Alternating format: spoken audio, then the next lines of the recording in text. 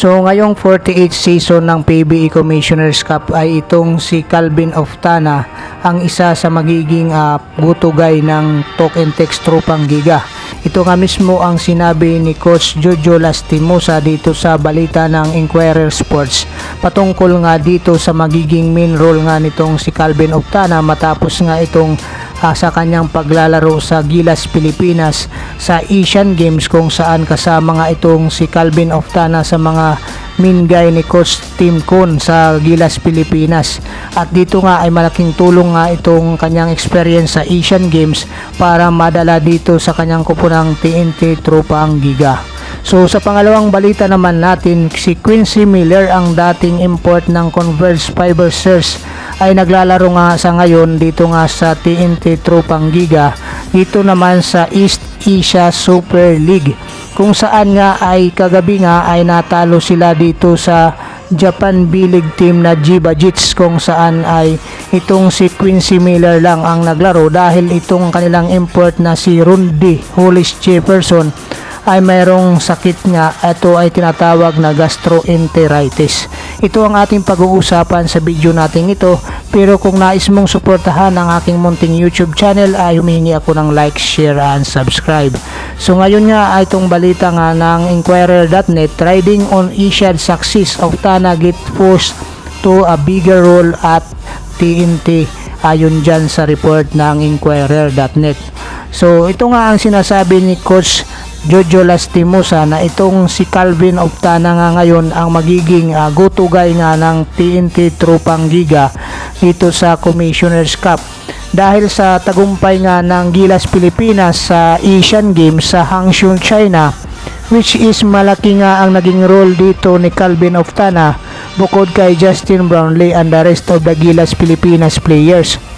Pero ayon sa balita ng Inquirer.net, ayaw ni Calvin Oftana i-pressure ang kanyang sarili para lamang mapunuan ang expectation ng mga fans at lalong-lalo na ng kanyang coach na si Coach Jojo Lastimosa. Dahil ayon din sa kanya, minsan mas mahirap ma-fulfill nga ang expectation at ang gagawin nga lang niya ay maglaro base sa sistema na tinatakbo ng team, at dito nga ang sistema ni Coach Jojo Lastimosa. So kung matatandaan natin mga koys, galing itong si Calvin Oftana sa Inlex Road Warrior bago na-trade niya dito sa TNT Tropang Giga, kung saan siya ay nag-average ng 17 points on 55.8 true shooting at meron siyang 7.8 rebounds, 2.8 assist at 1.6 steals. Last conference nga ito mga koys, ito nga sinasabi na massive addition for the Tropang Giga. As expected nga mga koys, ay malaki nga ang expectation ng management ng TNT Tropang Giga at saka ni Coach Jojo Lastimosa, maging yung mga fans nga ng TNT Tropang Giga mga koys, dahil sa galing pa lang siya sa paglalaro dito sa Gilas, Pilipinas. So yung experience nga niya dito madadala niya, lalong lalo na dito mga koys na wala nga itong si RR Pugoy sa TNT Tropang Giga ngayong Commissioner's Cup dahil naman sa mayroong problema sa kondisyon dito ng kanyang puso, kaya 6 months or mahigit pa nga itong si RR Pugoy mawawala sa Tropang Giga. Kaya dito naman mga koys, lalong lalo na itong si Mikey Williams, ang kanilang star player na magpasanggang sa ngayon pa nga ay to the moon pa rin ito mga koys, at hindi pa nga daw naglaland dito sa earth ayon dito sa mga pajuk na balita nga mga koys. So wala rin maitutulong itong si Mikey Williams, at lalo naman mga koys ay nasa injured list pa itong si Poy Iram na mayroong pang injury sa kanyang tuhod. At ito nga mga koys ay lalo pa nga talagang mapipressure nitong si Calvin Oftana dito sa magiging role niya dito sa TNT Tropang Giga dahil sa nawala dito yung tatlong player na nabanggit natin na malaking kawalan nga talaga dito sa TNT Tropang Giga. Pero nandyan pa naman ang veteranong si Jason Castro nga mga koys na alam natin na anytime makakatulong ito dito sa TNT Tropang Giga ni Coach Jojo Lastimosa. Maaasahan naman talaga itong si Jason Castro. So sana nga mga kois mayroong mga mag-step up dito sa mga teammates ni Calvin Oftana at saka ni Jason Castro, dahil mahirap nga talagang buhatin ng isa o dalawang player lang. So dito naman tayo sa pangalawang balita natin mga kois. PBA TNT looking for temporary replacement for Rudy Hollis Jefferson. Dahil dyan sa mga kois, inulat nga natin na mayroon itong sakit na gastroenteritis.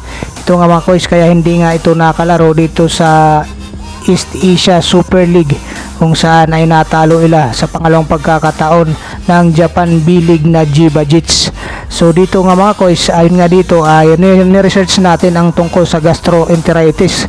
So ito pala ay short-term illness triggered by infection and inflammation of digestive system. So dito nagkakaroon ng abdominal cramps, diarrhea, saka pagsusuka.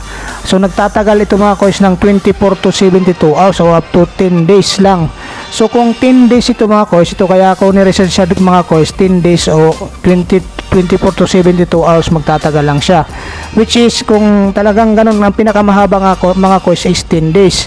So kung 10 days lang siya mga kois, dito tiningnan natin yung magiging schedule nga nitong TNT Tropang Giga, which is nga mayroon silang schedule sa opening day na November 5. So dito nga mga kois ay alanganin nga itong si Rodney Hollis Jefferson, pero mayroon silang 11 at saka 12 yung pangatlong games nila. So kaya natin to sinilip mga kois, dahil kung magbabasihan natin ang tagal ng sakit na gastroenteritis na aabot lang ng 10 araw nga yung pinakamatagal. So ibig sabihin dito nga mga kois, sa pangatlong games nga ng TNT Tropang Giga ay available na itong si Rodney Hollis Jefferson at pwede na nga itong maglaro dito sa kupunan ng TNT Tropang Giga. Dahil itong si Quincy Miller nga, kung inaasahan nila na pansamantalang papalit para kay Rodney Hollis Jefferson dito sa TNT Tropang Giga, ay hindi pa nga ito nire-release ang kanyang rights dito sa Converge Fiber XR. So ayon nga sa balita, mismo sinabi nga ni Quincy Miller na hindi nga niya alam bakit hindi nire-release nga ng Converge ang kanyang rights, gayong hindi naman siya kinuha nga ngayong Commissioner's Cup. So ito nga ang sinasabi ni Quincy Miller, na malaking problema pa nga ito dahil nga ang rights pa nga niya dito sa PBA ay hawak pa ng Converge Fiber XS. So dito sa East Asia Super League nakakapaglaro itong si Quincy Miller dahil labas yun sa PBA, kaya nakakapaglaro siya dito sa TNT Tropang Giga. So kung pagbabasihan natin mga kois yung tagal nung pagpapahinga nitong si Rodney Hollis Jefferson, ay isa hanggang dalawang games lang ang magiging pahinga niya. So dito makakabalik na siya, kung hindi man magiging import list lang itong TNT Tropang Giga, kasi kung sakasakali talagang hindi ito pagbibigyan si Quincy Miller na pansamantalang maglaro dito sa TNT Tropang Giga ngayong Commissioner's Cup, ay no choice nga talaga itong TNT Tropang Giga, dahil wala na nga silang time dito nga mga coach maghanap pa ng temporary na replacement kay Rodney Hollis Jefferson, dahil ang unang laro nga nila ay sa November 5 na nga. So dito na nga mga kois, meron tayong nabasa sa Swiss Sports patungkol nga dito kay Montrezl Harrell, ang veterano nga sa NBA na naglaro nga ito sa iba't ibang team dito sa NBA, na batay dito sa nabasa natin sa Swiss Sports ay ito nga ang magiging temporary na import ng talk and text dito sa Commissioner's Cup, napapalit nga dito kay Rodney Hollis Jefferson. So gaano nga ba ito mga kois katotoo, ay antabayanan natin mga kois sa mga susunod na araw kung magkakatotoo nga itong ating nakalap na balita na itong si Montrezl Harrell nga ang papalit muna pansamantala dito kay Rodney Hollis Jefferson.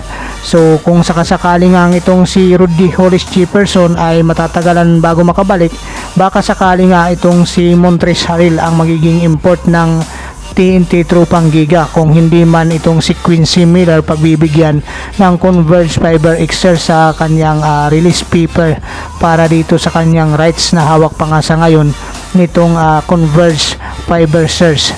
So antabayanan natin mga kois sa susunod na mga araw ang patungkol nga dito sa balita ng import ng TNT Tropang Giga. So maraming salamat mga kois.